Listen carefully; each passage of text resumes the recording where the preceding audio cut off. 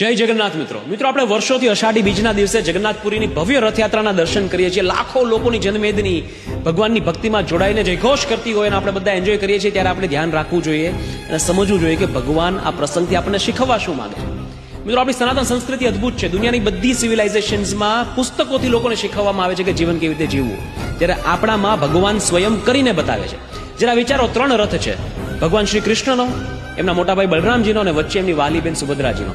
તો સુભદ્રાજીની ઈચ્છા પૂરી કરવા માટે ભગવાન ત્રિલોકના નાથ પોતાના મહેલમાંથી નીકળીને નગર વચ્ચે જઈને લોકોને દર્શન આપે છે અને સુભદ્રાજીને નગરી ફેરવે છે. આ પરથી ભગવાન સાબિત કરે છે કે ઘરમાં બહેનો દીકરીઓનું મહત્વ કેટલું છે. મિત્રો, ભગવાન એ પણ સાબિત કરે છે કે તમે ગમે તેટલા મોટા થઈ જાઓ, ક્યારે એટલા મોટા નહીં થાવ કે લોકો તમારા સુધી પહોંચી નહીં શકે. જે ભગવાનના દર્શન કરવા માટે લાખો લોકો કલાકોના કલાકો લાઈનમાં ઉભા હોય, એ ભગવાન ત્રિલોકના નાથ સ્વયં પોતે પોતાના મહેલમાંથી નીકળીને લોકોની વચ્ચે જાય છે અને લોકોને દર્શન આપે છે. હવે આપણે વાત કરીએ કે અમદાવાદમાં રથયાત્રાની શરૂઆત કેવી રીતે થઈ. તો આની વાર્તા જાય છે 450 વર્ષ પહેલા. 450 વર્ષ પહેલા અમદાવાદમાં સાબરમતી નદીના કિનારે જંગલ વિસ્તાર છે, અત્યારે જમાલપુર છે, ત્યાં એક પરમ સિદ્ધ સંત આવે છે હનુમાનદાસજી મહારાજ. એ ત્યાં નાની એવી હનુમાનજીની ડેરીની સ્થાપના કરે છે. ત્યારે અમદાવાદ ખૂબ નાનું હતું. ત્યારબાદ એમના અનુયાયી આવે છે સારંગદાસજી મહારાજ, જે જગન્નાથજીના પરમ ભક્ત.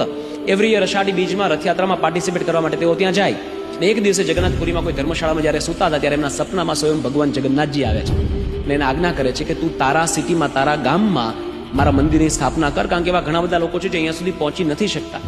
તો એ લોકો માટે હું ત્યાં બિરાજીશ, ત્યાં હું સ્વયં હાજરી આપીશ.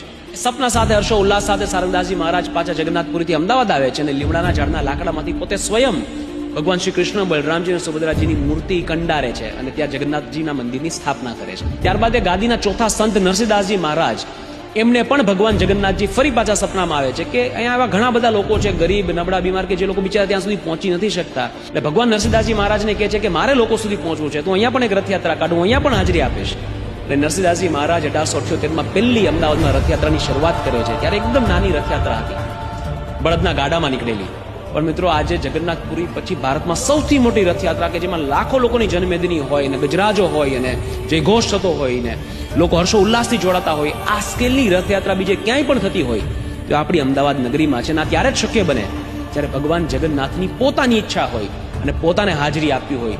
આ ત્યારે જ શક્ય બને. એટલે જ્યારે આપણે ભગવાન જગન્નાથજીના દર્શન કરીએ ત્યારે 2 વસ્તુ યાદ રાખવી. એ દર્શન ત્યારે જ પૂરા થશે જો ઘરમાં રહેલી બહેનો દીકરીઓની આંખમાં પણ આપણે જગન્નાથજીને જોઈને આપણે દર્શન કરી શકીએ. અને બીજી વાત કે તમે ક્યારે એટલા મોટા નથી થઈ જવાના કે તમને બીજા બધા નાના લાગે.